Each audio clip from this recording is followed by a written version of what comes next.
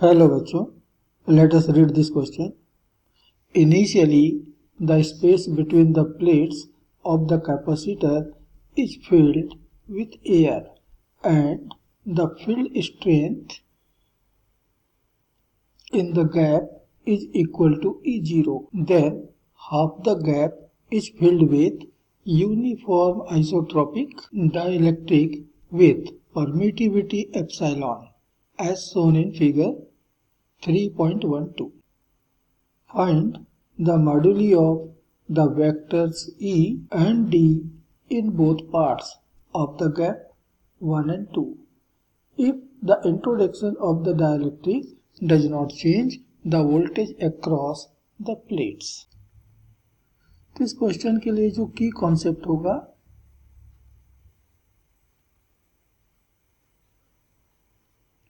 वो है electric field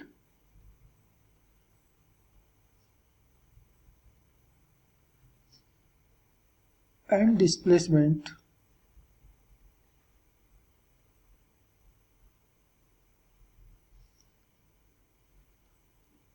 field vectors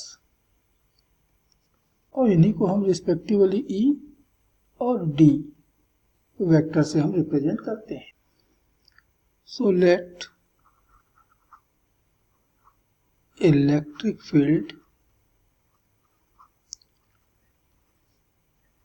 in the gaps 1 and 2 are E1 and E2 respectively.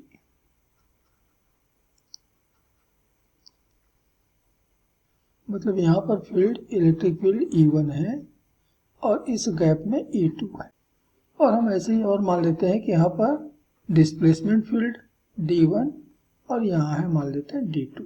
Displacement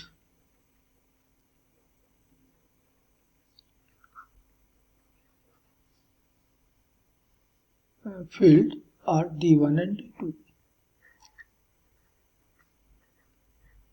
respectively. Then D1 बराबर होगा D2 के, क्योंकि डिस्प्लेसमेंट फील्ड जो है पूरे गैप में इक्वल होगा. अब हमको मालूम है कि डिस्प्लेसमेंट फील्ड कैपिटल D ये बराबर होता है epsilon 0 epsilon R into E. यह है दोनों फील्ड में रिलेशन है. तो यहाँ हमको D1 ये तो एयर गैप में है और एयर गैप के लिए एप्सिलॉन R की वैल्यू जो है वो 1 होता है, तो ये मिल जाएगा एप्सिलॉन 0 E1. और इसी तरह से दूसरे गैप में D2 बराबर मिलेगा एप्सिलॉन 0 और एप्सिलॉन R की वैल्यू इसने दिया है एप्सिलॉन इंटू E2 और D1 और D2 तो बराबर हैं. तो फ्रॉम इक्वेशन 1 एप्सिलॉन 0 E1 बराबर हो गया एप्सिलॉन 0 एप्सिलॉन E2. तो एप्सिलॉन 0 तो cancel and therefore E1 equal to epsilon E2. अब क्वेश्चन हमको दिया हुआ है कि इनिशियल वोल्टेज ये बराबर है फाइनल वोल्टेज, क्योंकि वोल्टेज में कोई चेंज हुआ नहीं. तो इनिशियल वोल्टेज होगा E0 field into distance between the plates या thickness of the gap D. अब फाइनल वोल्टेज हो जाएगा E1 ये D/2 डिस्टेंस में है प्लस E2 ये भी D/2 डिस्टेंस में है.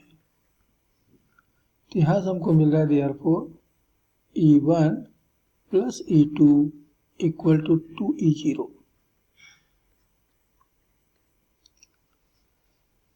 अब इस इक्वेशन में हम E1 की वैल्यू इक्वेशन 2 से रख देते हैं. So by putting value of E1 from equation 2 in equation 3. तो इक्वेशन 2 कह रहा है E1 बराबर है एप्सिलॉन E2. ये वैल्यू हम वहां पर रखते हैं. तो E1 की जगह रख दिया epsilon E2 plus E2 equal to 2E0, E2 common लिया तो epsilon plus 1 equal to 2E0 and therefore E2 is equal to 2E0 upon epsilon plus 1। ये हो गया एक आंसर। हमसे यहाँ पर E2 के लिए पूछा था कि कितना होगा। अब E2 की यह वैल्यू हम इक्वेशन 2 में रख देते हैं तो हमको E1 मिल जाएगा। And therefore by putting value of E2 in equation 2, equation 2 करता है E1 is equal to epsilon E2। तो E2 की वैल्यू यहाँ पर हम रखने जा रहे हैं तो हमको मिल जाएगा 2 epsilon E0 upon epsilon plus 1। ये हो गया हमारा E1 की वैल्यू और ये भी क्वेश्चन में पूछा था, so it is also an answer of this question. अभी हमने कहा कि D1 ये बराबर है एप्सिलॉन 0 E1, तो E1 की वैल्यू ऊपर से रख लें तो हमको मिल गया 2 epsilon 0 epsilon E0 upon epsilon plus 1 और यही वैल्यू होगी D2 की भी।